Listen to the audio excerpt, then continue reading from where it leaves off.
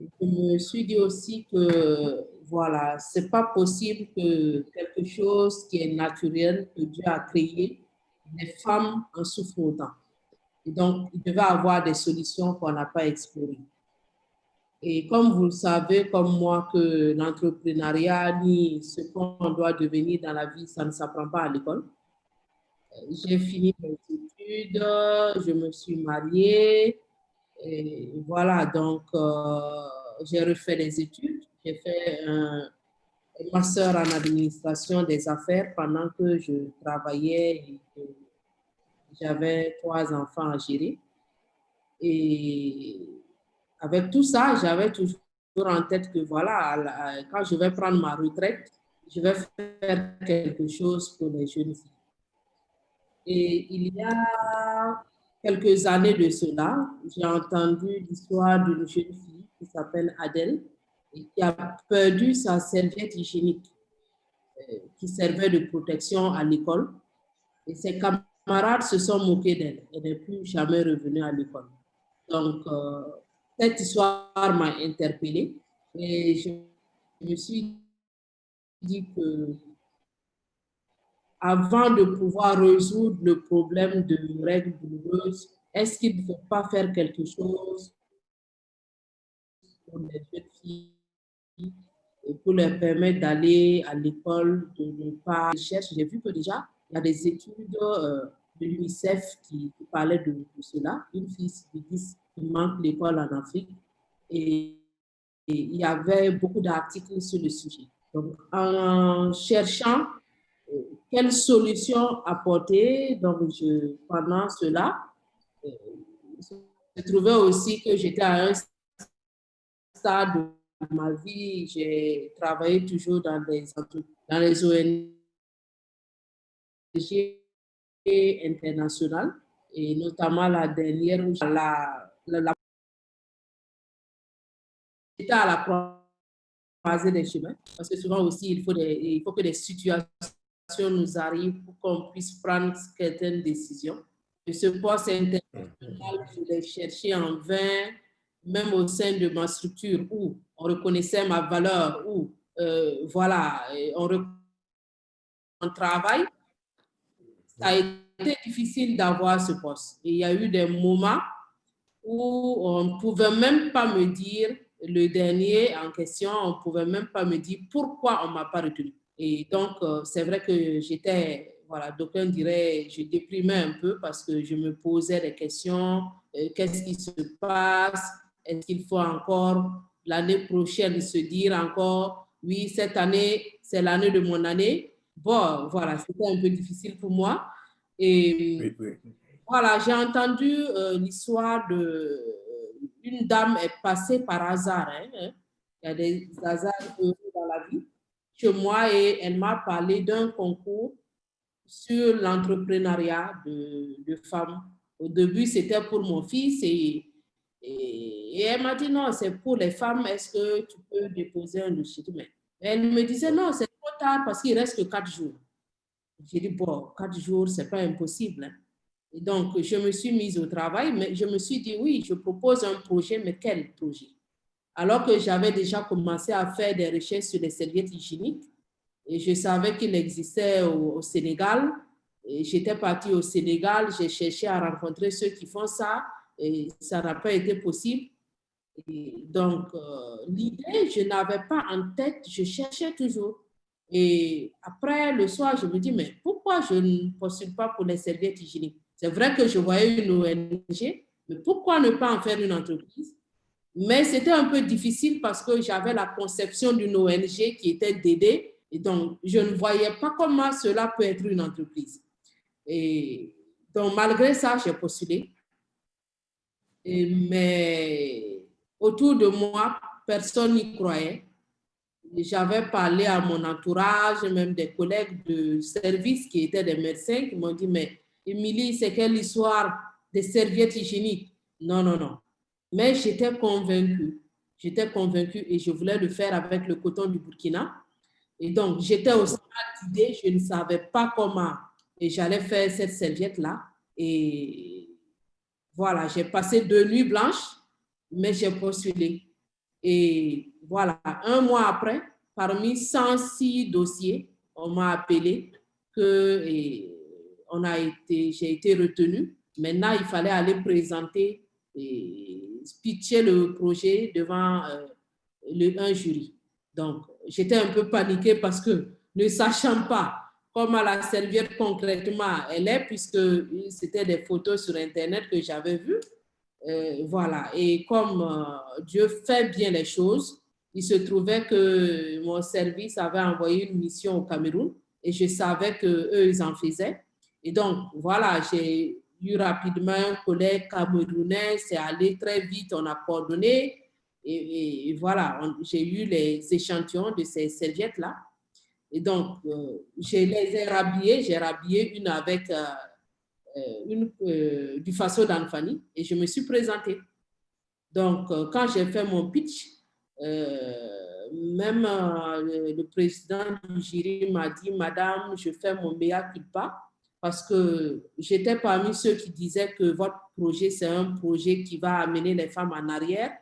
On ne peut pas parler d'aujourd'hui en 2017 encore que les femmes lavent leurs serviettes alors qu'elles peuvent les jeter. Et donc, je n'étais pas convaincue. Et quand il était rentré chez lui, il a entendu sa femme qui parlait de ça à une de ses amies aux États-Unis. Et l'amie aux États-Unis disait non, non, on est en train d'abandonner parce que ce n'est pas bon pour la santé et pour l'environnement aussi.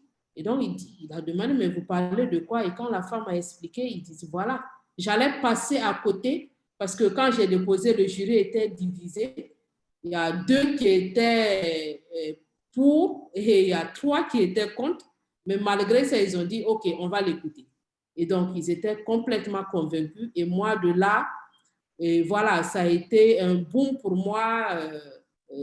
J'ai tout de suite pris un local, j'ai pris un couturier, j'ai commencé à chercher. Vraiment, on a commencé sur la base d'une idée. Comment on allait le faire, quel type de façon d'Anfani, parce que bon, on savait aussi qu'il ne fallait pas utiliser ce qu'on utilise pour les habits, parce que la teinture qui est faite, elle est chimique, ça peut apporter d'autres problèmes. Et donc, on est parti de zéro. Donc, en février 2017, l'entreprise a été créée. Vers la fin de l'année, les premières serviettes sortaient, on les a fait tester. Et voilà, en 2018, c'est parti. On a pu rencontrer des ONG qui étaient convaincus et qui ont commencé à acheter. C'est parti de là. Wow, wow. Je trouve que c'est vraiment inspirant et tout. Et je trouve qu'il y a trop de coïncidences pour dire que c'est de la chance. Je pense que tout était prévu. Oui, je pense aussi. Euh, parce que quand j'ai commencé à chercher le nom, quel nom donner à la serviette hygiénique? Alors, je cherchais un nom dans une langue locale. Je ne trouvais pas, j'ai demandé à des amis de m'aider à trouver un nom en Doula, à Moré, on a composé. Ce n'était pas simple. Et un jour, je voulais écrire quelqu'un tôt le matin. J'avais fini ma séance de méditation et quelqu'un m'a envoyé, dit par WhatsApp, d'écrire mon nom parce qu'on devait m'envoyer de l'argent par Western Union. Et quand j'ai voulu écrire mon nom, le déclic est venu. Parce que c'est Palobdé. Je m'appelle Palobdé. Et Palobdé, ça veut dire aussi, dans notre langue, on ne jette pas. Et voilà, donc ça collait avec le nom de la serviette. Et c'est pour ça que nos serviettes hygiéniques s'appellent Palobdé. Pas parce que j'avais déjà défini, je voulais correspondre. Et voilà. Donc, est-ce que c'est le hasard? Est-ce que c'était ma destinée? En tout cas, j'ai trouvé ma voie. D'accord, d'accord. Vraiment, merci bien. Merci. C'est vraiment un parcours très inspirant. Le fait de savoir que, voilà, de tic au tac, il ne faut pas vraiment attendre, je ne sais pas, voilà, quoi, que des choses descendent du ciel et tout. Dès que les opportunités se proposent à nous seulement, il faut sauter, ne pas se dire c'est trop tard, comme vous l'avez fait. Vous avez dit ce n'est pas trop tard et tout. Vraiment, vraiment, vraiment un parcours très inspirant. Très inspirant. OK, on va continuer avec quelques questions si ça ne vous dérange pas. Pas du tout, je suis là pour. D'accord, merci bien. Bon, vous remarquez qu'au niveau de l'entrepreneuriat, les femmes ne sont pas vraiment présentes. D'après vous, qu'est-ce qui cause cela? Pourquoi les femmes ont peur d'entreprendre ou trouvez-vous que les femmes entreprennent beaucoup et c'est nous qui ne percevons pas ça? Quelle est votre opinion par rapport aux femmes dans l'entrepreneuriat? Euh, je ne suis pas d'accord. Je pense qu'il y a beaucoup de femmes entrepreneurs. Peut-être l'entrepreneuriat sous cette forme, avoir une entreprise formalisée et voilà. Donc, si moi je parle de la définition de l'entrepreneuriat, vous voyez nos mères à la maison, même celles qui n'ont pas, ils sont pas allées à l'école. Tous les matins, il faut aller chercher quelque chose, elles rentrent le soir pour nourrir des enfants. Ça, c'est de l'entrepreneuriat. Donc, c'est vrai que je ne vois pas, voilà, c'est des sociétés, c'est des... Vous allez croiser des femmes au marché, mais vous ne pouvez même pas imaginer combien elles ont sous le lit caché ou bien en banque. Mais sous cette forme-là modernisée de l'entrepreneuriat, c'est vrai que y a beaucoup qui n'ont pas d'entreprise formalisée, mais il y a beaucoup de femmes entrepreneurs. Pour pousser à avoir des entreprises formalisées et leur donner aussi les avantages de cela. Et je peux dire aussi que c'est vrai, pour moi, ce n'est pas les femmes seulement, les jeunes en Afrique et surtout en Afrique de l'Ouest aussi. L'entrepreneuriat, c'est un domaine assez, c'est vrai que c'est un métier vieux dans le monde parce qu'il y a beaucoup de personnes qui devaient apporter des solutions dans la vie d'autres personnes. Et c'est depuis la nuit des temps. Mais non, le fait que nous soyons dans un environnement où apprendre à gagner de l'argent ne fait pas partie de l'éducation. Ce n'est pas à l'école qu'on apprend à gagner de l'argent. Ce n'est pas à l'école qu'on apprend à investir. Et donc, il y a des gens qui sont, je veux dire, qui ont déjà ce talent-là. Vous avez vu qu'à l'école, même quand vous étiez à l'école primaire, il y en a qui étaient prêts à échanger des bonbons et à avoir de l'argent. Il y en a un peu naturellement, ils ont ce talent-là. Mais la plupart du temps, ce n'est pas ce qu'on nous apprend.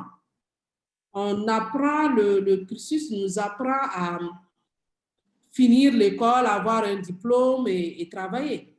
Et j'ai beaucoup d'amis qui ont voulu arrêter l'école même en quatrième pour entreprendre, mais même après l'université, mais les parents ont dit pas question. Il faut que tu travailles. Donc, parce qu'on ne l'enseigne pas. Ce n'est pas à l'école qu'on apprend à gagner de l'argent. Ce n'est pas à l'école qu'on apprend à choisir de faire quelque chose qui est notre passion. Donc, ce qui fait que, voilà, donc moi, je n'avais jamais imaginé que j'allais tomber dans l'entrepreneuriat. Pour moi, c'est une ONG que je vais créer et je me suis retrouvée à avoir une entreprise sociale. Et voilà, je suis en train de créer une association à côté parce que dans ce domaine-là, il y a beaucoup de changements de comportement. Et donc, l'entreprise le faisait, mais ce n'est pas dans les codes de l'entreprise. Et donc, je suis en train de créer une association à côté pour le faire. Donc, pour moi, c'est parce qu'on n'a pas cette culture d'entreprendre. Vous voyez, tout ce que vous faites aujourd'hui, des jeunes qui s'investissent, qui disent oui, l'entrepreneuriat, c'est une solution pour notre continent, pour nos pays, pour sortir du sous-développement. C'est des concepts qui sont nouveaux. Avant, ça a commencé, c'est quand les problèmes de chômage et et tout ça, qu'on a commencé à voir l'entrepreneuriat comme une alternative. Et la plupart du temps, quand on est à l'école, j'ai beaucoup d'histoires comme ça. Et voilà, il y en a qui ont arrêté à un moment, qui ont commencé à entreprendre. Mais ceux qui étaient les premiers en maths, c'est l'arrière.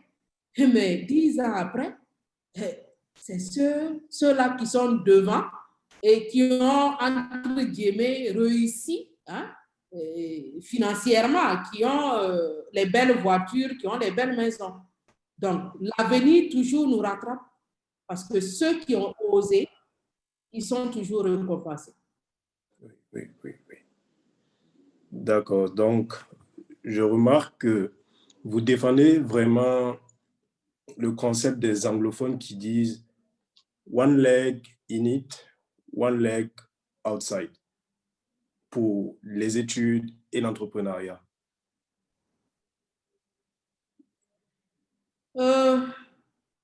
Oui. Pour moi, on est tous des entrepreneurs à la base. Parce que déjà, on ne peut pas dissocier un entrepreneur de son entreprise. Tous ceux, entre guillemets, qui vivent la vie qu'ils ont choisie, c'est beaucoup de personnes qui entreprennent dans leur passion.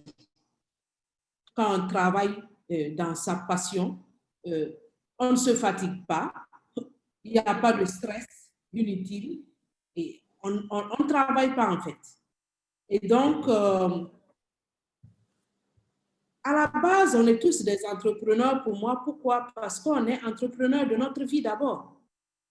Donc, quand tu ne sais pas où tu vas, quand tu ne t'es pas fixé des objectifs, voilà. Après, tu deviens un problème pour toi-même et un problème pour les autres. Donc, ceux qui entreprennent, c'est ceux qui ont une vision de quelque chose. On n'apprend à la base, c'est ce que j'ai dit, on entreprend surtout.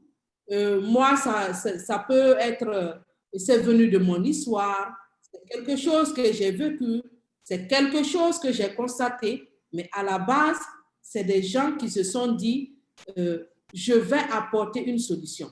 Ils ont vu qu'il y avait un problème et ils se sont dit, voilà, je peux être une solution.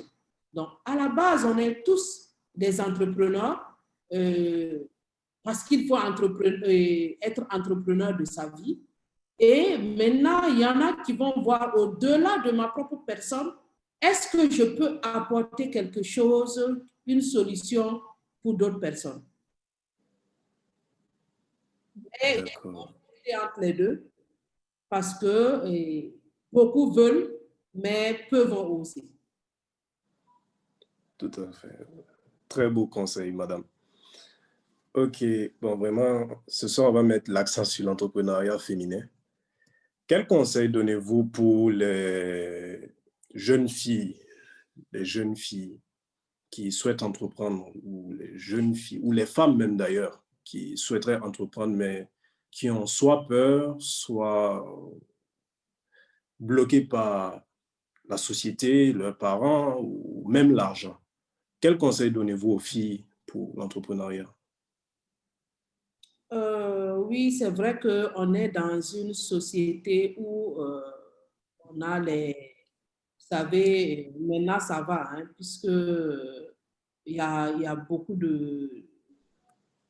en tout cas de temps de nos mamans, il y avait peu de femmes entrepreneurs parce qu'il y avait tellement de préjugés sur ces femmes-là. Et voilà, c'est des femmes qui ne sont pas sérieuses. Et la société même n'acceptait pas parce qu'une femme, elle ne pouvait même pas faire quelque chose en dehors de son mari. Et donc, c'est vrai qu'en leur temps, c'était difficile, plus ou moins, d'entreprendre. Quel conseil donner aux jeunes filles? Mon constat, c'est que beaucoup de jeunes filles, malheureusement, ne sont pas architectes. Pas les jeunes filles, les jeunes aussi, hein, mais comme on parle aux jeunes filles, beaucoup de jeunes filles ne sont pas d'abord architectes de leur vie avant de la partager avec quelqu'un. Quand on n'est pas, c'est valable pour les hommes aussi. les jeunes garçons aussi. Quand tu n'es pas architecte de ta propre vie, quand tu ne sais pas où est-ce que toi tu vas et tu partages avec quelqu'un, c'est logique que voilà, c'est une catastrophe. Et donc, qu'est-ce qui se passe? Vous avez beaucoup de jeunes filles qui sont, vous les voyez à l'université, elle était pleine de vie, elle est joyeuse, elle avait une vision claire, vraiment. Et quelque temps après, elle est mariée et elle est complètement éteinte. Quand vous la voyez quelques années après, peut-être que vous avez même des cousines comme ça. Elles sont éteintes, il n'y a plus cet épanouissement en elles. C'est devenu, je m'occupe de mon mari, et je m'occupe de la maison, oui, les enfants, je n'ai même pas le temps. Et donc, pour moi, c'est dommage. C'est dommage, ça me peine de voir cela. Et donc, mais pourquoi on en vient à ça? Et comme je dis, on n'apprend pas à être entrepreneur de sa vie. On a des choses, on a une vision de sa chose, on se dit oui, ah oui, comme les jeunes filles, j'avais une cousine l'année passée, je lui disais, mais tu sais que tu me parles tout le temps de ton mariage, mais c'est le jour du mariage. Ma robe, la cérémonie, les filles d'honneur. Mais est-ce que tu sais ce qui se passe après le mariage? Est-ce que tu sais ce que tu vas vivre? Donc, il y a tout ça qui entoure. On ne prend pas la peine ou on ne sait pas, mais on ne sait même pas qu'on doit chercher cela. Donc, vous allez voir que beaucoup, voilà, c'est au bout de quelques années, celles qui ont le courage vont dire je n'en peux plus et oseront dire que voilà, c'est fini, je continue notre voie. Mais voilà, comme on dit, il y a la famille aussi, l'entourage qui va te dire non, supporte, et c'est ça la vie d'une femme. Mais voilà, donc on en vient à avoir des martyrs du mariage. C'est pareil chez les hommes aussi. Hein. Donc, mais comme je parle spécialement pour les femmes, bon, voilà, après, c'est des tensions, après, c'est des problèmes de cancer, parce qu'on vit une vie autre que celle qu'on devrait vivre. Donc, je pense que c'est important aujourd'hui, ne pas savoir où on va, c'est un crime envers soi-même. Parce qu'on a tout. On a toutes les ressources, on a l'Internet, tu peux prendre ce que tu veux. Voilà, tu as Google, tu poses la question à Google, j'ai peur ou voilà, qu'est-ce que je veux faire de ma vie? Et bien, Google va te répondre. Hein. Donc, il y en a qui sont partis de là et ont trouvé le chemin. Donc, aujourd'hui, on est entouré de tout. On a tout ce qu'il faut pour savoir bien mener notre vie. Voilà des cadres comme ça, mais vous avez envoyé l'invitation. Combien vont se présenter? Alors qu'il suffit que tu entendes quelque chose qui va peut-être changer ta vie à jamais. J'ai travaillé ça fait 11 ans que j'ai travaillé pour Hélène Keller. J'ai arrêté en septembre pour me concentrer sur mon entreprise. Un jour, j'ai dit, il y a un de mes collègues qui a quitté et qui m'a dit, Émilie, tu m'as dit quelque chose qui m'a marqué et ça m'a marqué à vie parce que ça a changé ma vision de voir le monde. J'ai dit, ah bon, je ne m'en souvenais pas. Et il m'a dit, tu m'as dit un jour que nous, on travaille pour Hélène Keller, qui, après 100 ans, après son décès, il y a près de 14 bureaux en Afrique. Et elle, à 18 mois, elle était sourde, muette et aveugle. Et 100 ans après, on parle d'elle toujours. Elle a laissé un impact. Et nous qui avons tout, qu'est-ce qu'on va laisser? Et voilà, c'est la seule chose qu'il a retenue quand on a discuté. Moi, je ne me souviens même pas. Mais voilà, ça l'a marqué à vie. Et donc, c'est comme ça aussi, et souvent, on a besoin de quelque chose, il faut que quelque chose nous marque. Il faut que, souvent, on ne sait même pas ce qu'on veut. On sait qu'on patauge, on est à la recherche de quelque chose, mais quand tu ne vas pas à l'information, quand tu ne cherches pas, tu ne peux pas t'attendre à trouver aussi. Pour moi, j'avais une vision claire de ma vie. Oui, je veux faire quelque chose, mais voilà, ayant fait ce diplôme-là, je me suis dit non, je ne peux pas payer 5 millions dans les années 2006-2007 pour faire un diplôme, alors que je n'avais même pas une parcelle et que tout le monde me disait, mais vraiment, ça, on n'est pas sûr que ton choix est le meilleur. Et j'étais convaincue. Et je finis de ce diplôme-là et je n'en vis pas. Et donc, pour moi, ça m'ouvrait la porte pour un poste international. Et j'étais, voilà, au bord de la mer, tranquillement. Et puis, voilà, chaque mois, l'argent tombait. Mais aujourd'hui, quand je regarde en arrière, est-ce que ce qui allait me convenir? Certes, j'allais avoir l'argent, est-ce que ça allait me correspondre? En fait, il faut aussi que chacun sache qu'est-ce qui va avec moi et qu'est-ce qui ne va pas avec moi. Et c'est comme je dis, une voiture, elle est censée fonctionner avec du carburant. Et si tu mets de l'eau dedans, ça la dénature, elle ne va pas avancer. Et c'est vrai qu'elle va peut-être faire même 2 mètres, mais elle va s'arrêter. Donc, c'est pareil pour nous aussi. Quand on ne vit pas la vie qu'on doit vivre, quand on ne fait pas le choix de vie qui nous correspond, à un moment, on stagne, on déprime, on devient un problème pour nous-mêmes et un problème pour les autres. Oui, oui, oui. Ah, donc c'est un grand appel pour toutes les femmes du monde entier, d'abord, même pour toutes les femmes qui sont présentes durant cet échange. Il faut savoir où aller, il faut savoir qui on est, il faut accepter quand on ne peut plus. On aimerait vraiment poser beaucoup, beaucoup de questions, Madame Kyodowero, mais on va demander aux gens s'ils ont des questions avant peut-être de continuer. Y a-t-il des questions? Si quelqu'un a une question, il peut déverrouiller son micro et la poser.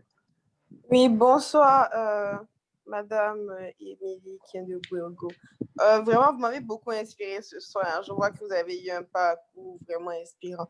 La question que je voulais poser, c'est aujourd'hui, en fait, comment votre entreprise marche, si ça marche vraiment et tout, et quels sont vos défis peut-être actuels présentement, vu que vous avez parlé des défis passés, etc. Mais actuellement, c'est vraiment quoi, en fait, peut-être le challenge et tout. Et si votre entreprise marche hyper bien, voilà, on peut avoir des éclaircissements. Merci beaucoup pour la question. Contente d'avoir inspiré.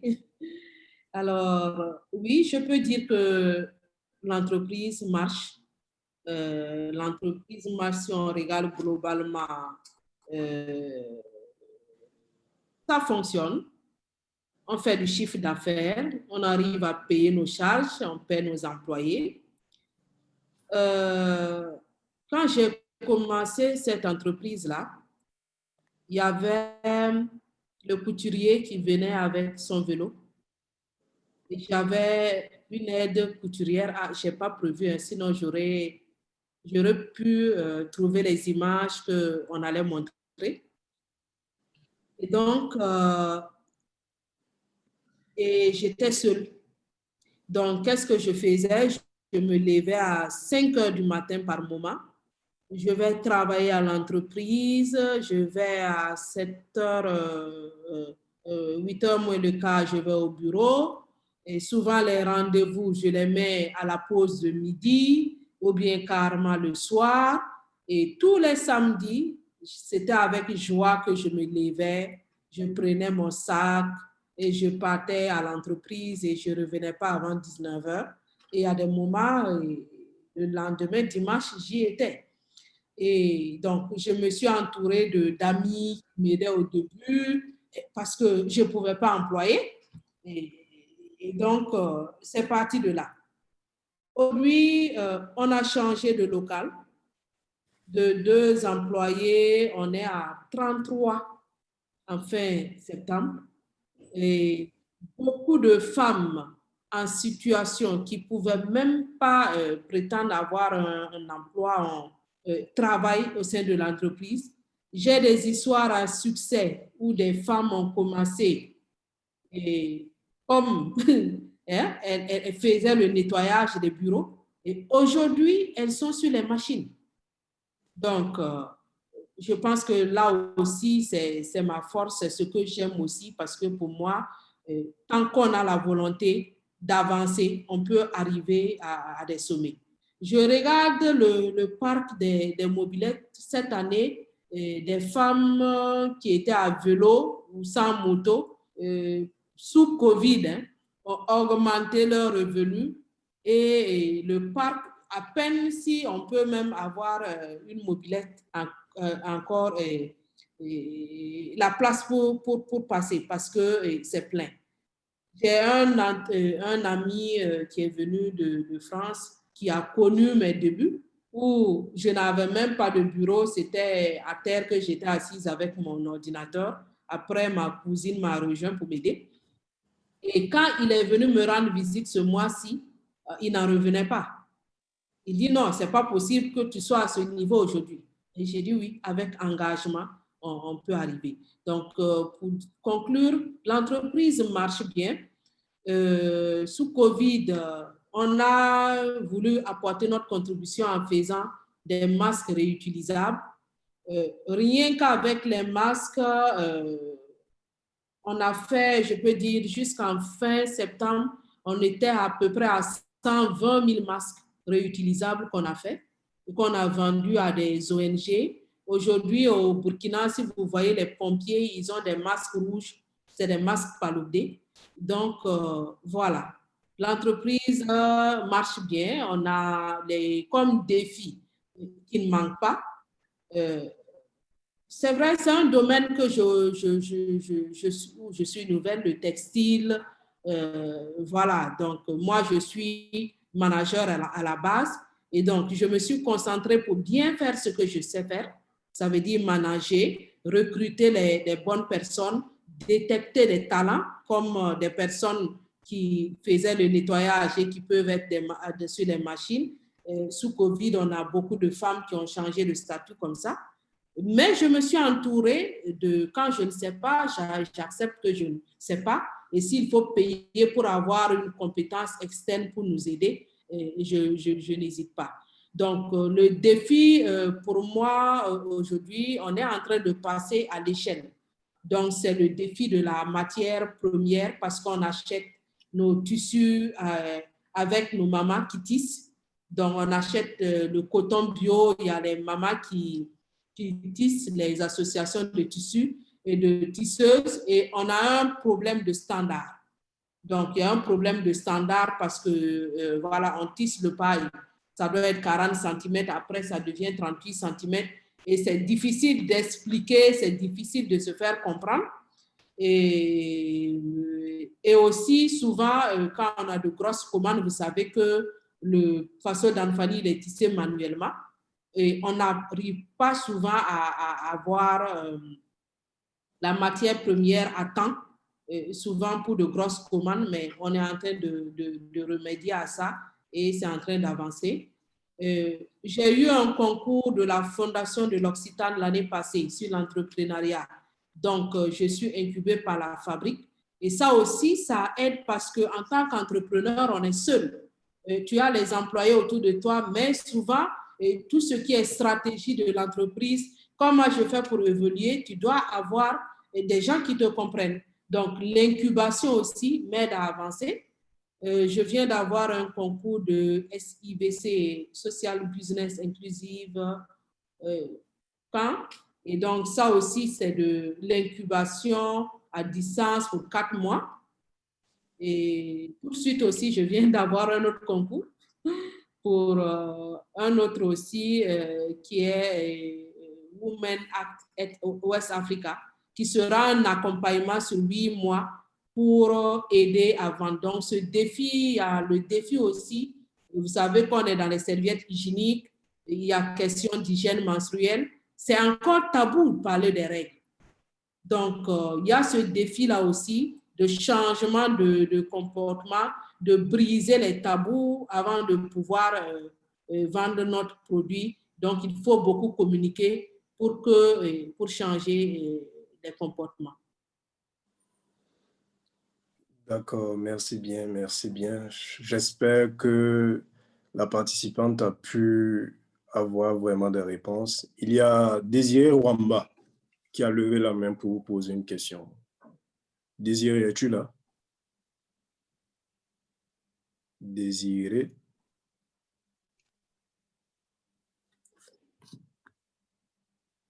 Ah, Désiré ne répond pas. Attends, non, il a essayé de se connecter tout de suite. Attendez. Ok, ok. C'est bon maintenant. Ok. Bienvenue, Okay. Désiré. Bonsoir à tous, c'était le micro qui je n'arrive pas en fait à ouvrir. Ok, merci beaucoup à tous. Merci à Madame Kiendelbego et merci pour cette belle description et vraiment tous ces conseils. Je vois que vous avez un parcours vraiment inspiré, vraiment qu'on peut peut-être profiter.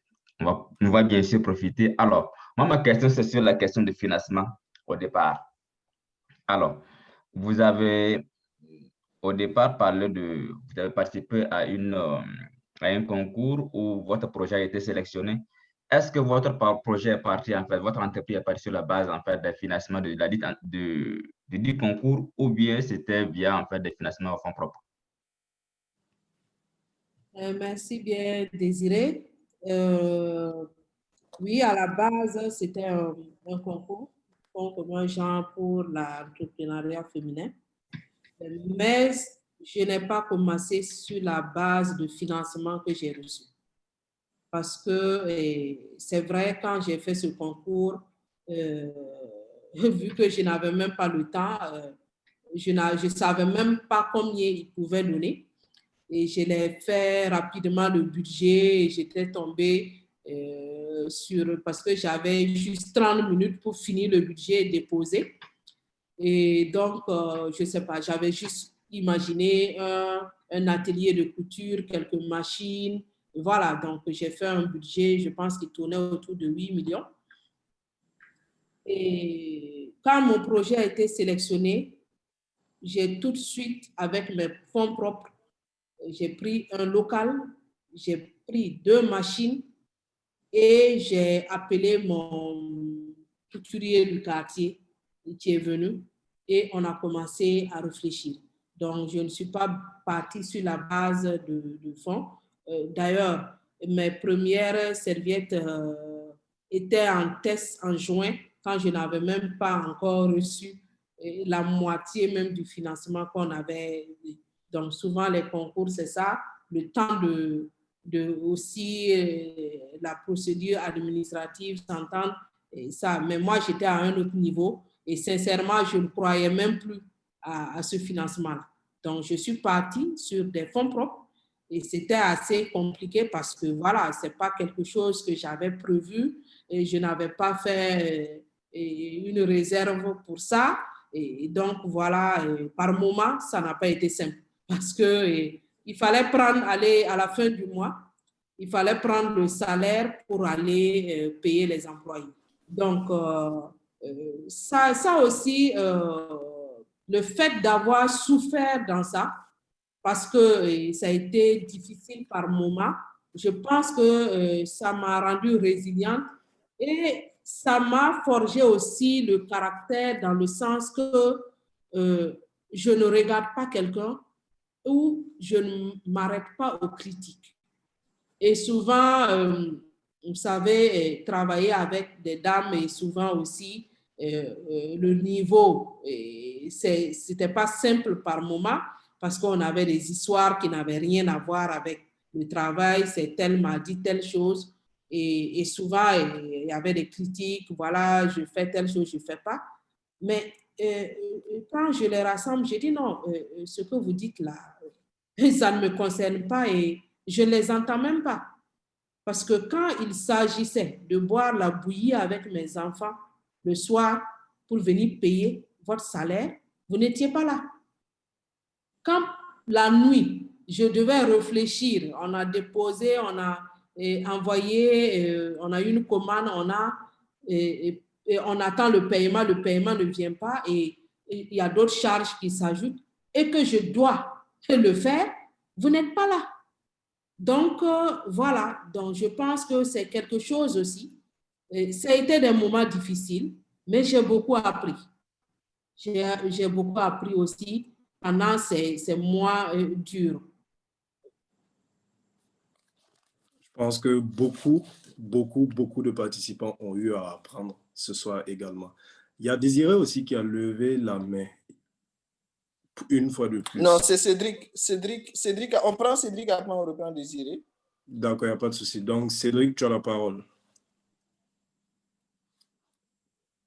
Cédric Kyodobero. Ok, merci. Ok.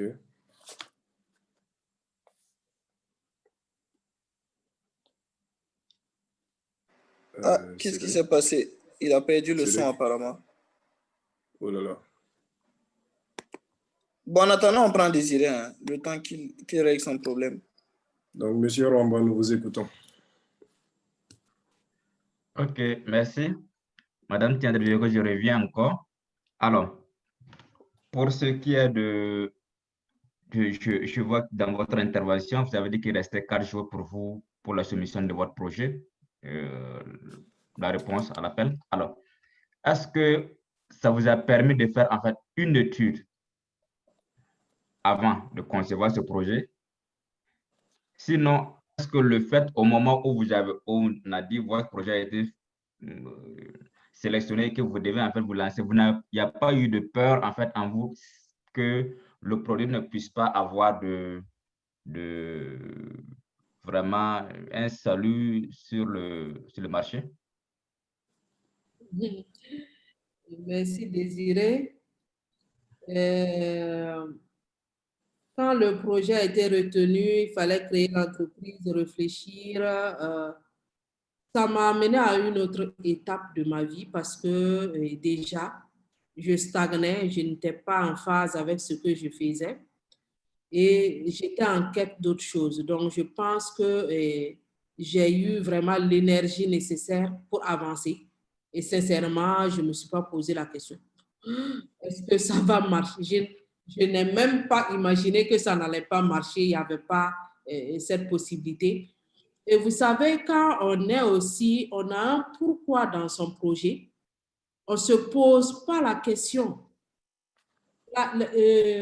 L'idée pour moi, c'était d'apporter une solution.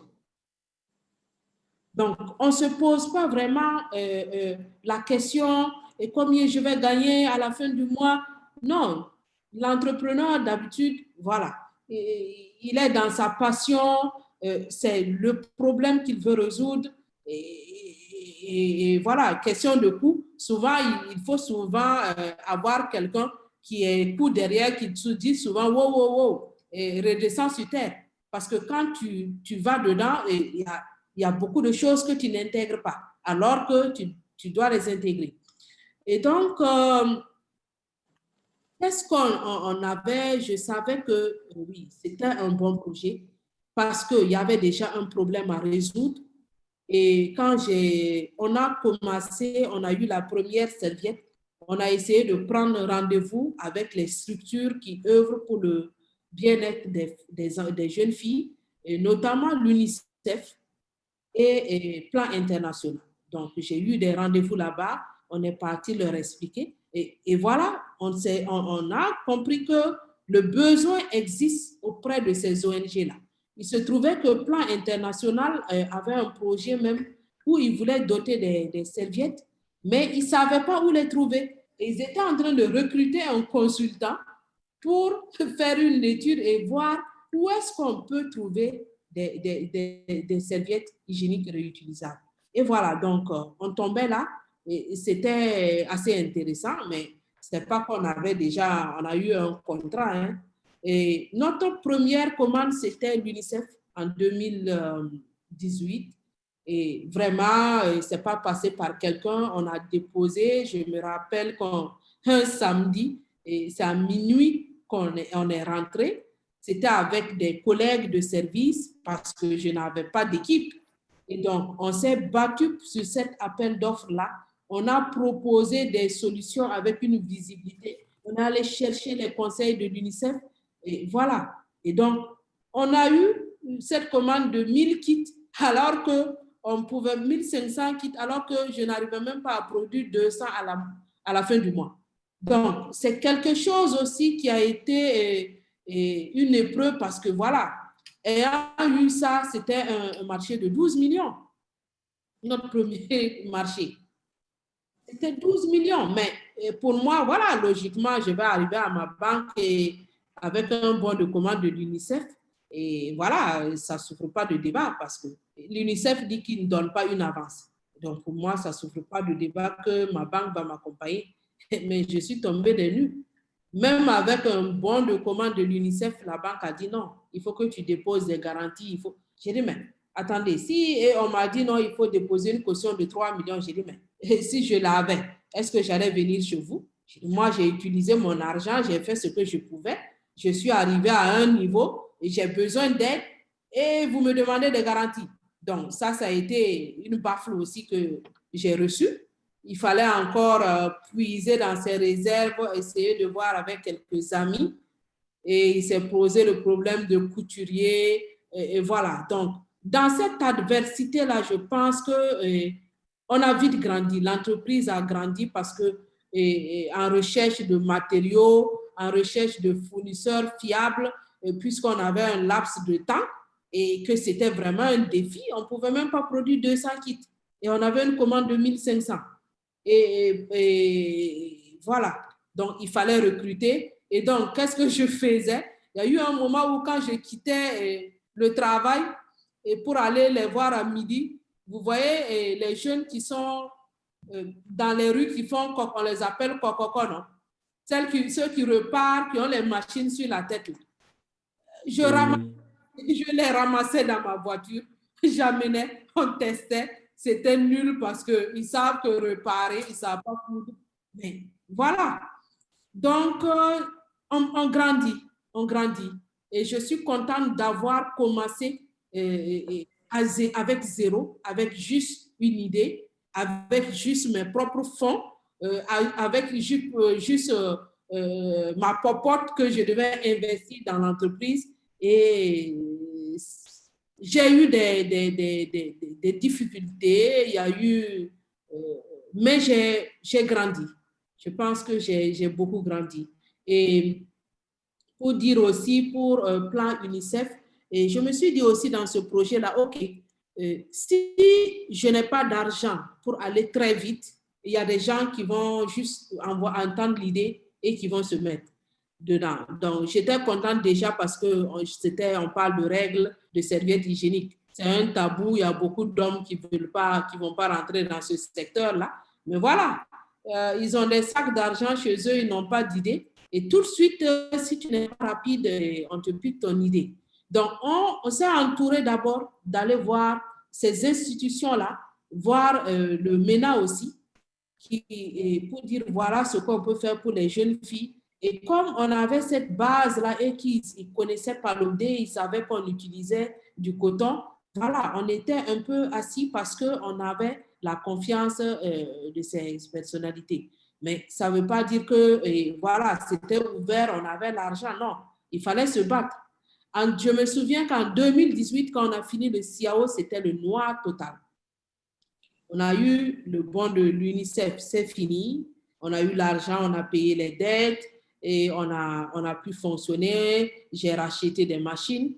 On est allé au CIAO, on a rencontré plus de femmes, on s'est fait connaître. Mais après le CIAO, c'était zéro.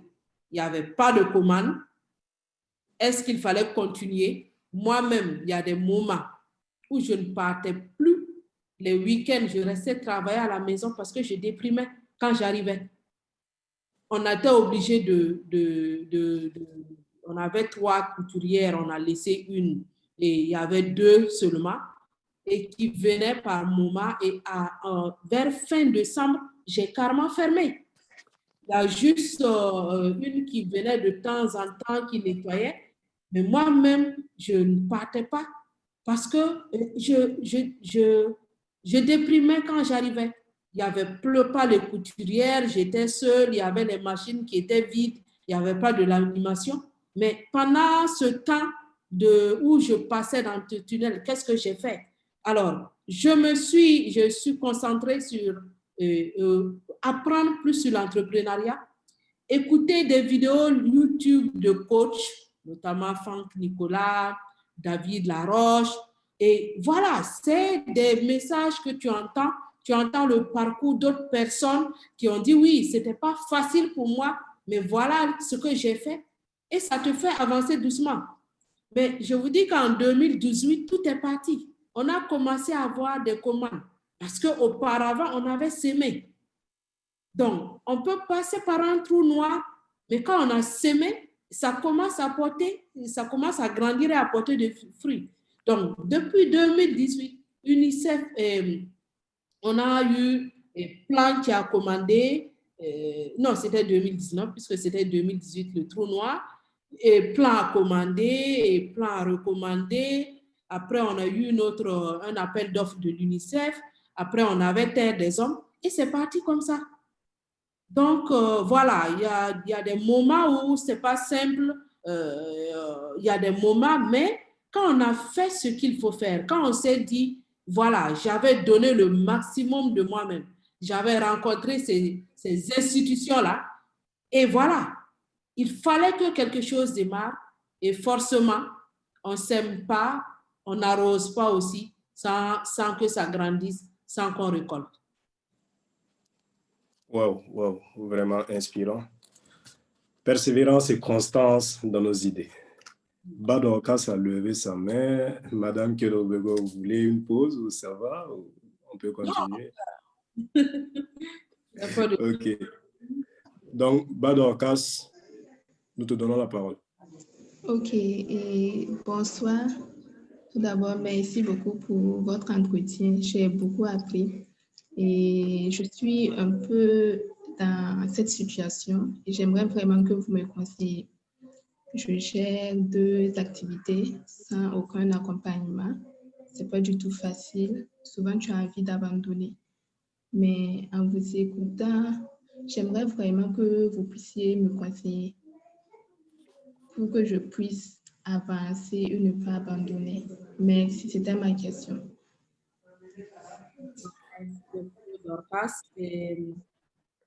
Quand on n'avance pas, il y a plusieurs facteurs. Il y a est-ce que on a trouvé en soi le moteur qui nous fait avancer? Est-ce qu'on a trouvé l'équilibre pour, voilà, comme un véhicule, pour avoir ce carburant? Donc, pour avancer, on a 2 choses. On a son pourquoi. Quand ça va mal, quand on ne sait pas où aller, il faut toujours voir son pourquoi. Pourquoi j'ai voulu créer ces 2 entreprises? Donc, maintenant, dans votre cas, c'est vrai que je ne sais pas les entreprises, vous êtes dans quel domaine, mais il faut aussi faire des choix dans la vie. Est-ce que c'est opportun pour moi d'avancer avec les 2 entreprises en même temps? Ou bien je fais le choix, parce que quand on disperse ses forces aussi, on perd de l'énergie est-ce que j'avance avec une et après je viens avec l'autre? Moi, j'ai plein d'idées dans ma tête.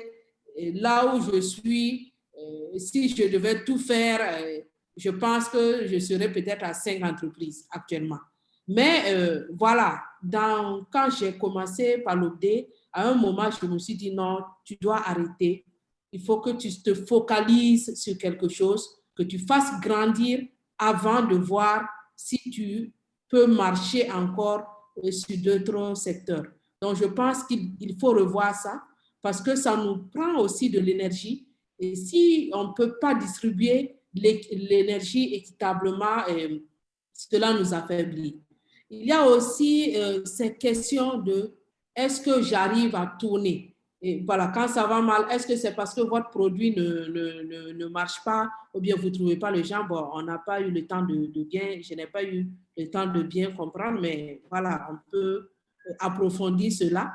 Mais voilà, pour ma part, le fait d'avoir eu un incubateur, l'entrepreneuriat, c'est une autre école. Ce n'est pas juste savoir calculer, c'est pas ou bien juste savoir faire.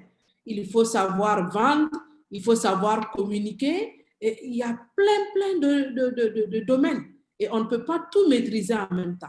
Donc, avoir un incubateur, ça nous permet d'avoir aussi un mentor. Quand on ne peut pas avoir un incubateur, aujourd'hui, si j'étais incubé à la fabrique, si j'avais payé de moi-même, j'allais payer 5 800 000 l'année. Donc, pour une PME, ce n'est pas évident. Et quand j'ai eu le concours, c'est la Fondation de l'Occitane qui paie pour moi. Je profite de l'occasion pour leur dire merci. Et donc, si on n'a pas ça, il faut avoir un mentor. Il faut avoir quelqu'un qui est déjà dans le domaine, pas forcément dans le secteur, et qui nous donne les conseils. Donc, parce que quand on est entrepreneur, on est seul. À un moment, on est seul. Et donc, il faut avoir quelqu'un, il faut avoir un réseau aussi d'entrepreneurs où quand je n'arrive pas à faire telle chose, ah oui, mais j'ai tel problème, qui peut m'aider? Ça existe. Donc, il faut chercher à vous entourer des personnes qui peuvent vous aider à avancer. Donc, l'entrepreneuriat, ce n'est pas forcément l'argent, mais il y a aussi la psychologie. Se faire de l'argent, déjà, c'est dans la tête. C'est le mental qu'on doit se bâtir pour être entrepreneur qui est le plus important. Donc, il faut vous entourer, il faut être dans un réseau, il faut avoir un mentor. Est-ce que j'ai répondu à la question? Oui, vous m'avez répondu. Merci beaucoup. Et donc, il faut peut-être par WhatsApp. C'est vrai que il n'y a pas de temps, mais voilà. Si vous voulez revenir à l'entreprise qu'on discute, je suis disponible.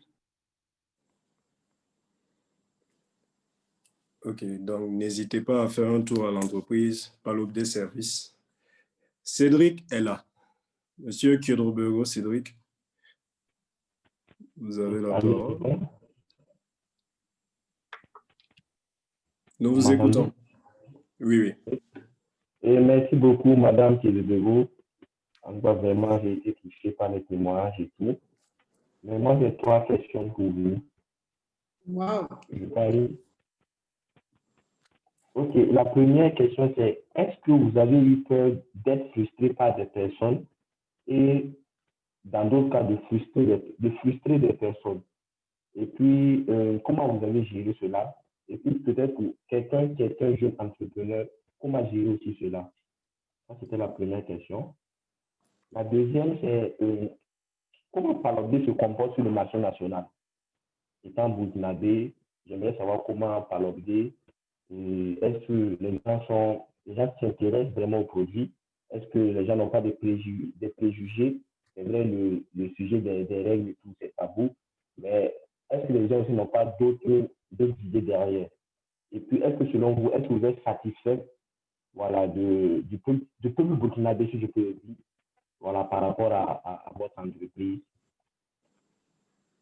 Ensuite aussi, est-ce que vous avez des structures nationales ou peut-être le gouvernement qui vous soutient? C'était la deuxième question. Pardon, la troisième. Je n'ai pas bien entendu. La deuxième question, c'était comment se comporte Palobé sur le marché national?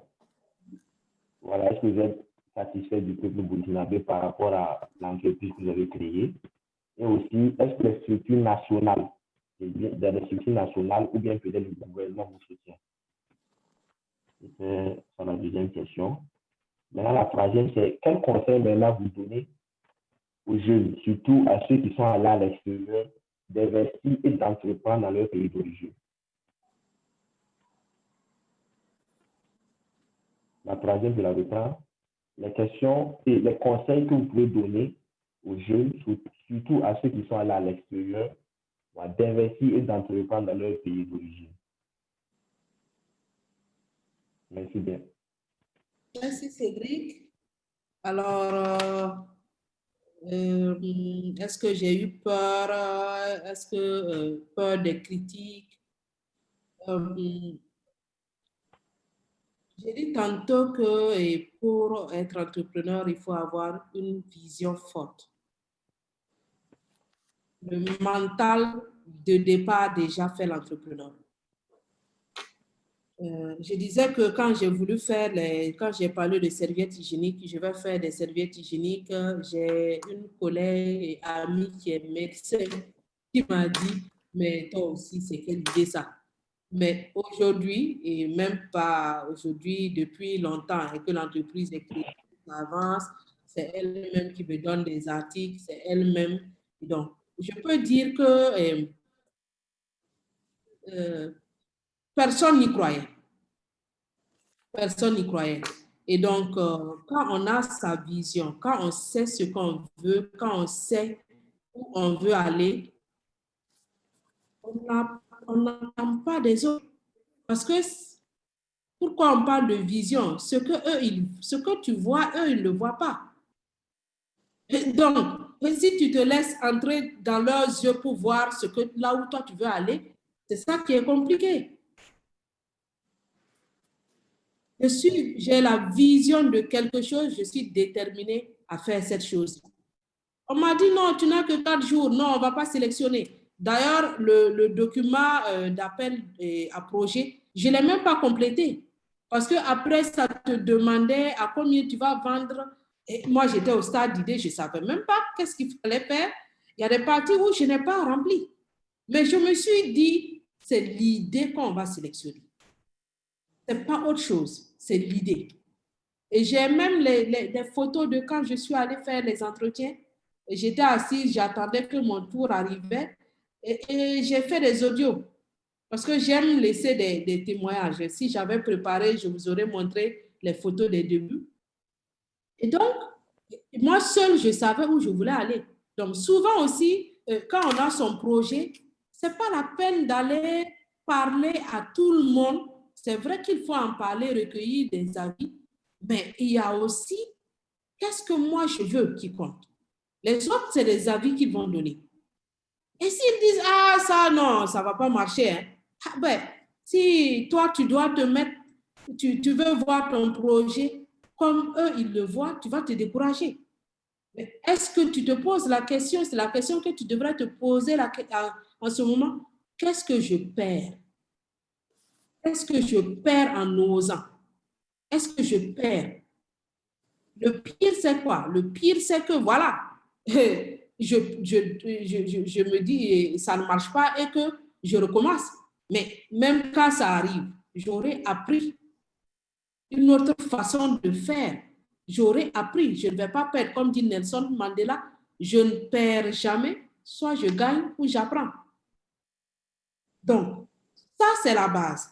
Donc, les peurs, mon père a dit, ma mère a dit, oui, on est entouré de la société, mais on ne peut pas aussi dire que parce que on m'a dit ça et je n'ai pas fait, on ne peut pas mettre, il faut se poser la question, est-ce que je mets ma vie dans les mains de quelqu'un d'autre? Est-ce que mon bonheur, je dois le remettre dans la main de quelqu'un d'autre? On ne peut pas parler d'entrepreneuriat sans parler de leadership. Tu n'as pas le leadership nécessaire, tu ne peux pas entreprendre.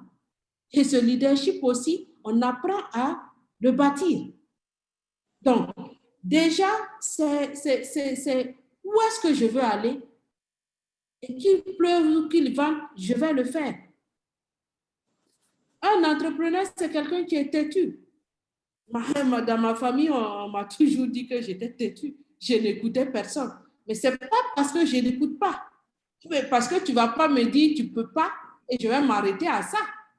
Non, je vais essayer. Et si je ne peux pas, je vais dire, OK, là, je n'ai pas pu, mais peut-être que je peux faire autrement pour pouvoir. Donc, c'est ça la base. Pour vaincre ces peurs-là et pour ne pas avoir le regard des autres. Voilà. Et deuxième question, c'est est-ce que des préjugés? Oui. je suis allée au CIAO, même le kit là dans un paquet, il y a des gens qui ne voulaient même pas toucher.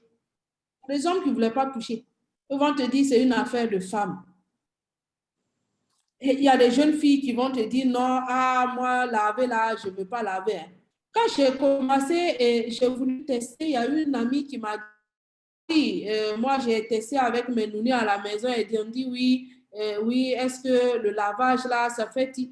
Et c'était des critiques comme ça et je lui ai dit, tu sais, oui, peut-être qu'il faut que tu viennes leur expliquer. J'ai dit, tu sais, je ne perds pas mon temps pour le moment à aller convaincre des gens qui n'ont pas besoin et qui, eux, qui ne peuvent pas accepter mon produit. Il y a un besoin qui est là. Aujourd'hui, il y a des jeunes filles qui ne partent pas à l'école parce qu'elles n'ont pas de serviettes hygiéniques. Et moi, j'ai mal pour ça. Donc, quand je vais satisfaire ces jeunes filles-là, quand je vais faire en sorte qu'elles puissent être à l'aise pendant qu'elles ont leur menstru, je vais m'occuper de celles qui veulent essayer. Je n'ai pas le temps pour celles qui veulent essayer pour le moment. Donc, il faut savoir aussi où on va. Il faut aller voir, je veux résoudre ce problème-là et se focaliser sur ça. Ne pas aller chercher autre chose. Aujourd'hui, je me dis, il n'y a pas de raison que des ONG chaque fois, j'ai dans mon bureau des gens qui disent, ah oui, on a vu, on a cherché, on ne trouvait pas, bon, c'est sur Facebook qu'on a trouvé. J'ai dit oui, mais aujourd'hui, je me dis, il n'y a pas de raison que je fabrique des serviettes hygiéniques, que je veux aider les jeunes filles et que des gens cherchent et ils ne savent pas où trouver. Donc, ces gens-là, d'abord, je dois les satisfaire avant de regarder d'autres personnes. Il y a beaucoup de femmes qui ont utilisé des serviettes hygiéniques et qui ont eu des problèmes d'infection et tout ça, et qui ne savent pas quelle solution. Oui, ces gens-là ont besoin, et donc je dois aller vers ces personnes-là aussi. Donc, celles qui vont dire oui, ah, est-ce que moi je vais laver? Non, non, non.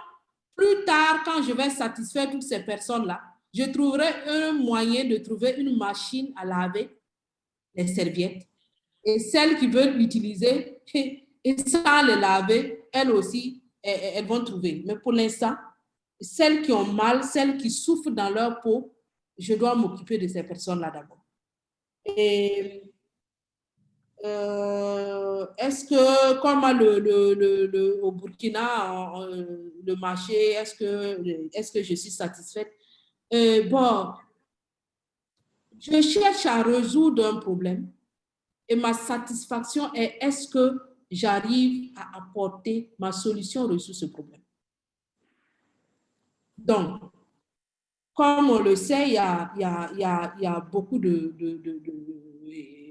dans nos sociétés, hein, le fait chez nous, il faut te battre pour pouvoir, quand c'est local, oui, on n'accorde pas beaucoup d'importance. Et oui, c'est culturel. Ce qui est fait ici, on cherche des solutions ailleurs, alors que, voilà. Mais voilà que Covid aussi nous a donné des enseignements. Et quand eux, ils vont fermer leurs portes et ils ne pourront plus donner les produits, là, qu'est-ce qu'on va faire? Donc, il faut qu'on se batte pour transformer ce qu'on a dans notre pays. Donc, dans tout projet, on ne doit pas chercher à satisfaire quelqu'un, à que quelqu'un parle bien du projet. Il faut seulement bien faire ce qu'on doit faire. Ce que je veux, la solution que j'apporte, elle doit être une bonne solution. Elle doit répondre à un besoin. Et après ça, le produit va convaincre. Donc, je ne vais pas courir pour essayer non, le produit va convaincre. Des gens qui vont utiliser vont parler et vont convaincre. J'ai une dame qui est venue et qui m'a acheté 7 paquets et je lui demandais, mais je pensais qu'elle voulait aller revendre. Et elle m'a dit, non, en fait, oui, moi, j'ai utilisé, j'ai acheté au CIAO, je suis convaincue et je suis venue faire un stock parce que, voilà, je veux avoir plusieurs. J'ai dit, waouh!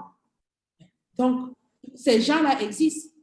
Des gens qui ont besoin de mon produit et qui peuvent être convaincus existent. Donc, je mets mon énergie là-bas.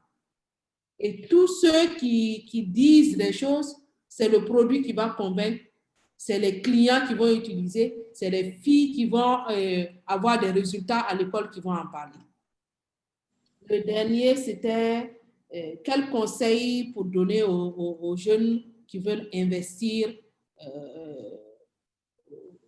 dans leur pays. Bon, investir, ils veulent faire de l'entrepreneuriat ou veulent investir? Parce que y a deux choses. Soit on veut faire juste du business et que, voilà, on se dit qu'à l'extérieur, là-bas, il y a des chaussures qui coûtent moins cher. Et quand je vais finir mes études, je viens, je les achète et puis je revends au pays. Oui, ça, c'est bien. On investit et on se fait du business. Mais entreprendre, c'est autre chose. Est-ce que ces jeunes qui sont à l'extérieur, là, ils ont vu que le pays va mal? Est-ce qu'ils ont vu que ça leur a fait mal que le pays soit classé parmi les derniers? Est-ce que ça leur a fait mal qu'on ait le soleil et que leur mère lave les habits du matin au soir alors qu'ils ont fait des études d'ingénierie et qu'ils peuvent se dire que voilà, moi je vais trouver une machine à laver mécanique qui va utiliser le solaire?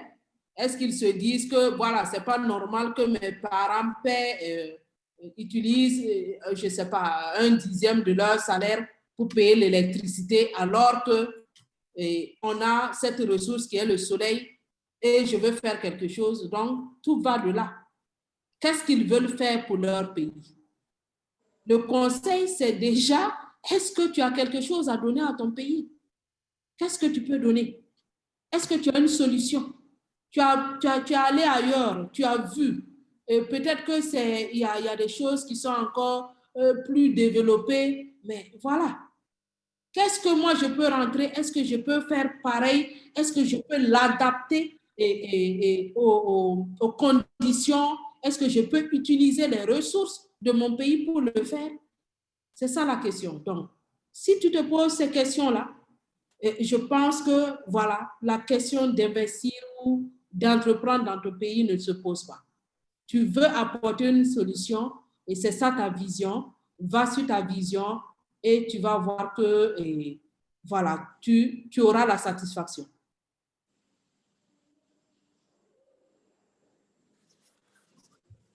Ok, vraiment, merci pour tous ces conseils. On espère vraiment avoir répondu à Cédric Tchedorero. On va prendre une dernière question avant de clore.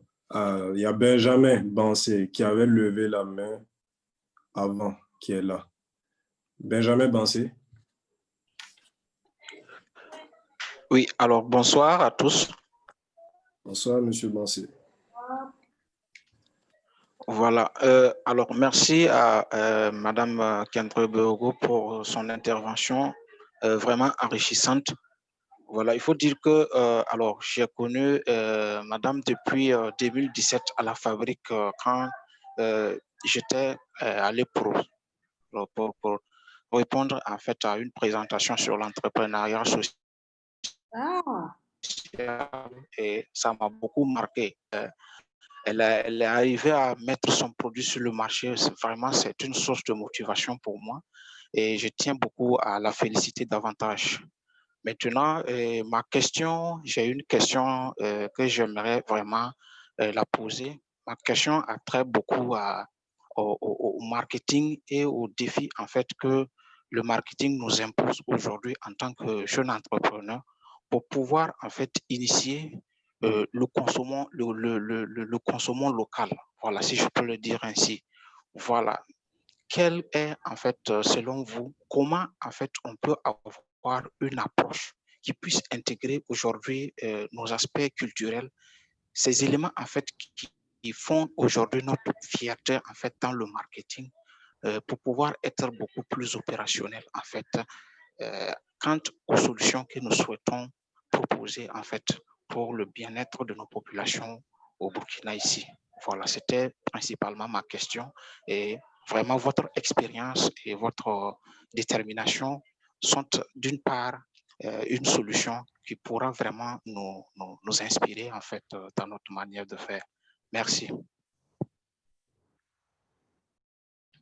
Merci beaucoup, Benjamin. Est-ce que c'est vous qui m'avez interviewé quand on s'est vu à la fabrique et qui a écrit dans un journal?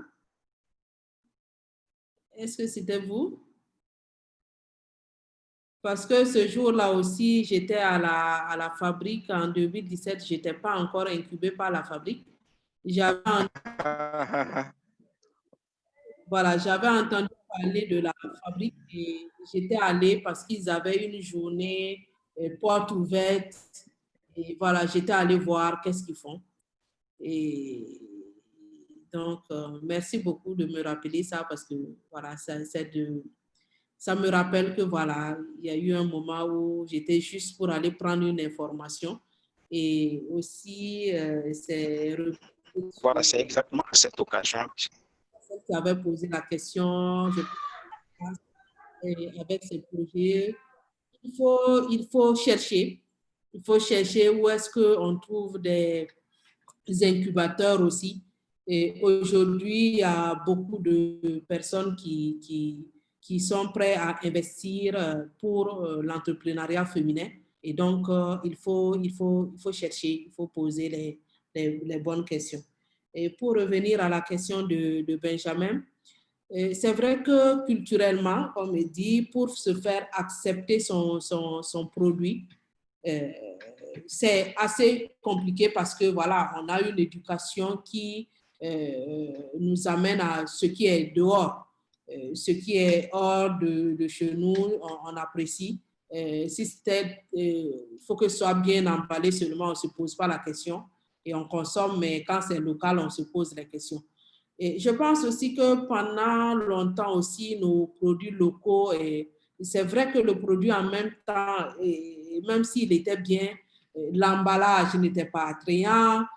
Souvent aussi, la qualité n'était pas, voilà, tu achètes aujourd'hui, c'est bon, demain, c'est pas bon. Il n'y avait pas ces standards de qualité que les gens s'imposaient. Donc, je pense que ça décourage aussi un peu la population.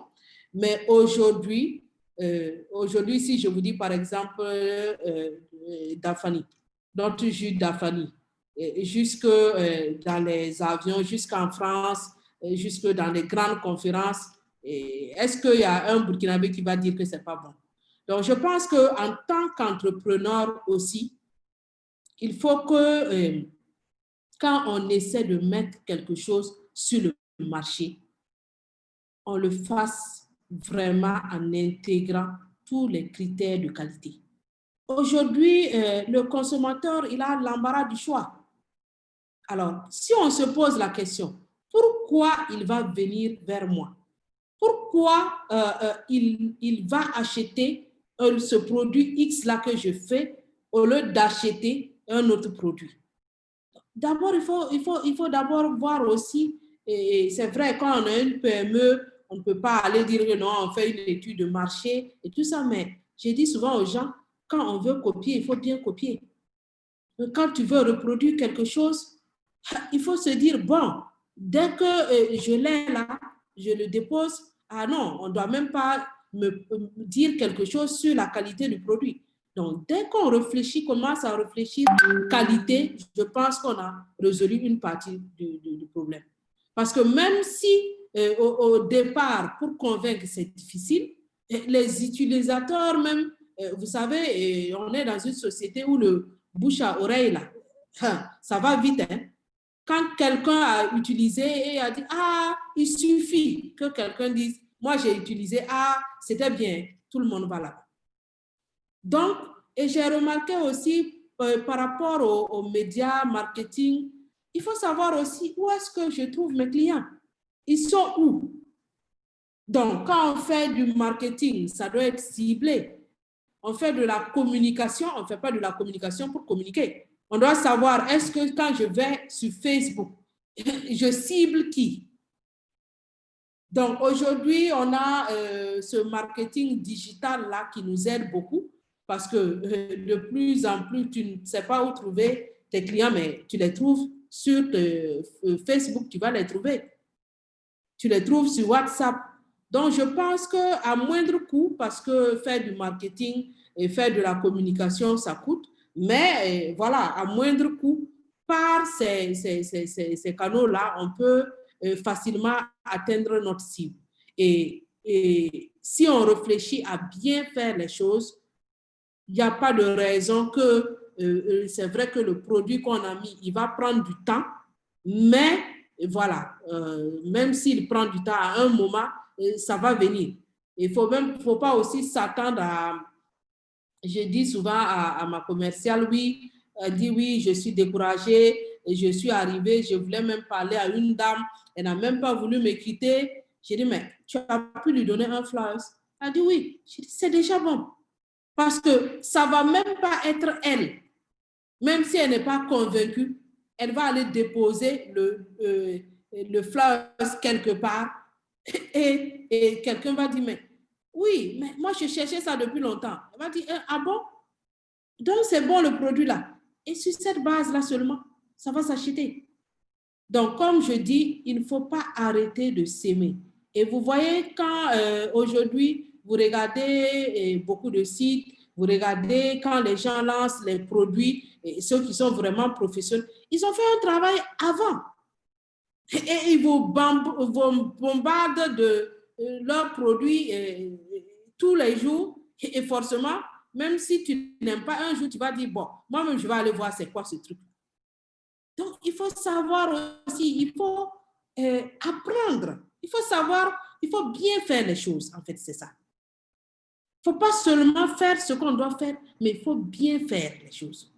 Aujourd'hui, tu ne te lèves pas aujourd'hui pour faire moi, je veux faire, j'ai la structure. Je n'ai pas les moyens pour payer quelqu'un pour faire de la communication. Mais j'ai pris un étudiant qui est le community manager. Au moins, c'est un étudiant qui connaît les bases. Et tous les jours, on travaille.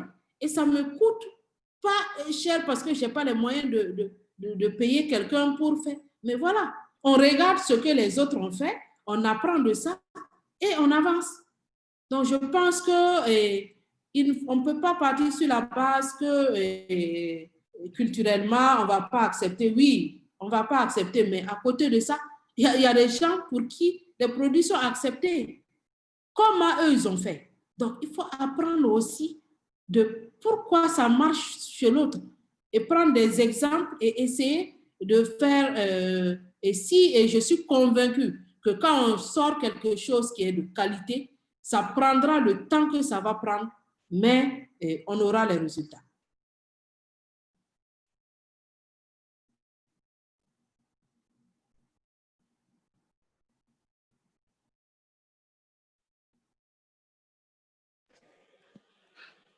Super, je pense que ça, je ne sais pas si ça répond à la question, mais je pense que tout y est.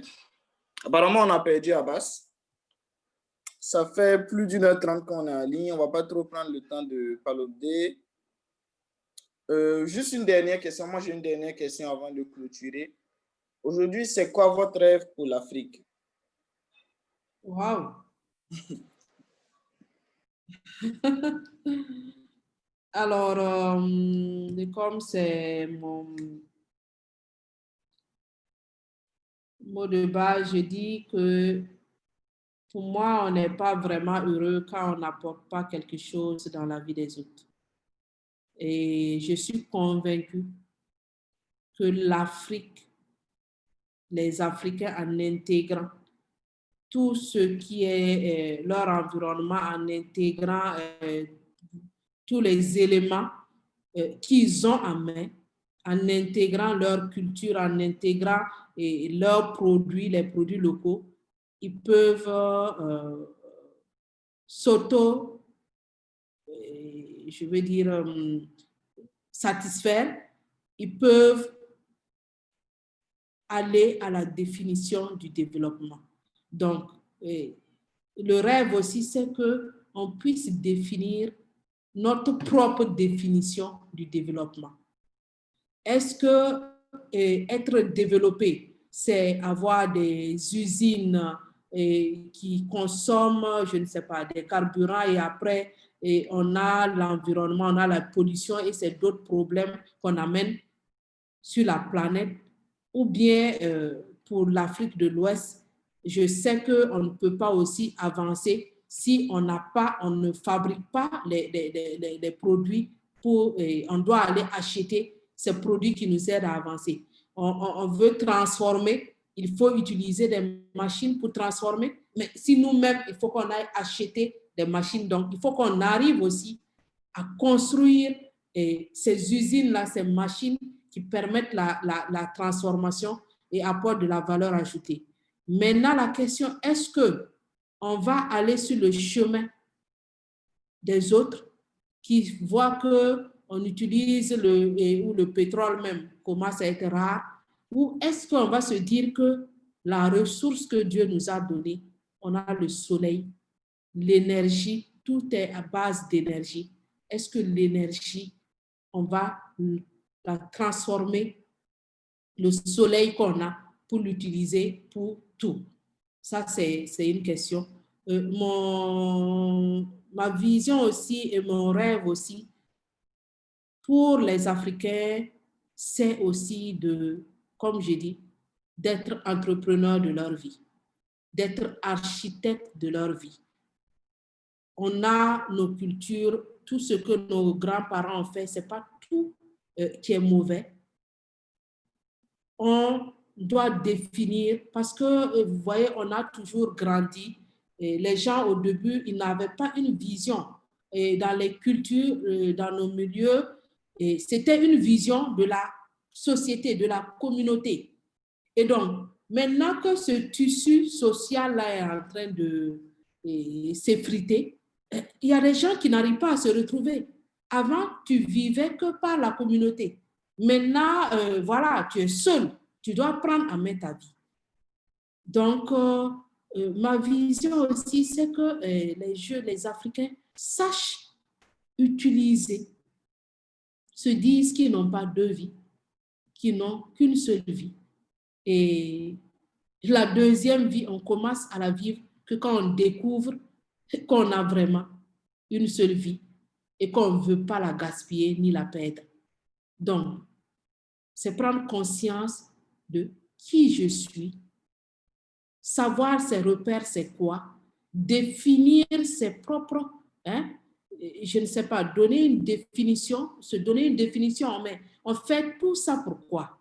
On veut être entrepreneur, tout ça, c'est parce qu'on veut être heureux. Mais quelle est notre définition du bonheur? Donc, si on le commence individuellement, on va pouvoir le faire aussi pour la communauté et on va pouvoir aussi contribuer. C'est être aussi utile à nous-mêmes et de se croire être utile aux autres. Super.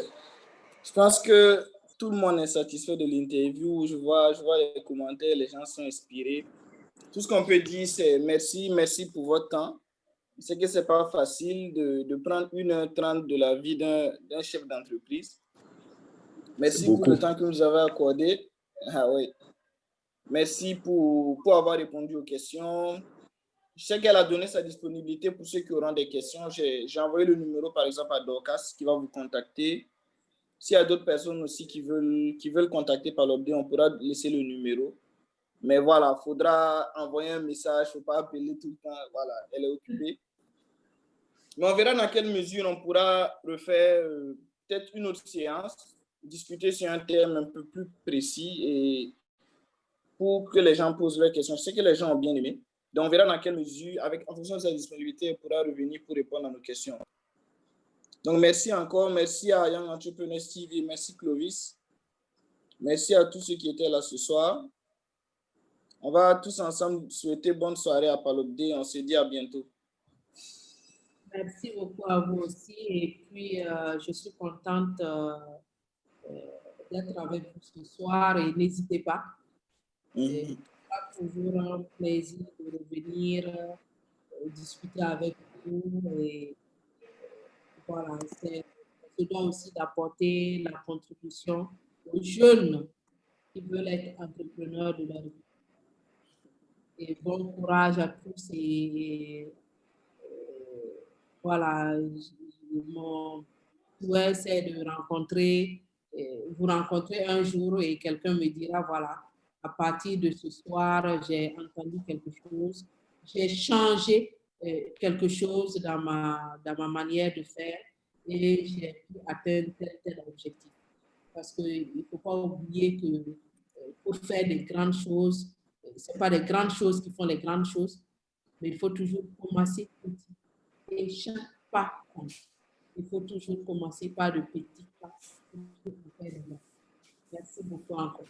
C'était un plaisir. Un grand merci. Merci. Au nom de Young Entrepreneurs TV, toute la communauté et toutes les personnes présentes aussi, je tiens à dire vraiment merci. Ça a été vraiment enrichissant. Vraiment enrichissant. Il y a plein de choses. J'ai vu que dans les conversations, les filles, voilà, quoi, elles conversaient beaucoup. Ça veut dire que vraiment, il y a eu de l'engouement. Et il y a eu plein de choses réelles. Donc, encore un grand merci et tout. Ce n'est que le début d'une longue série.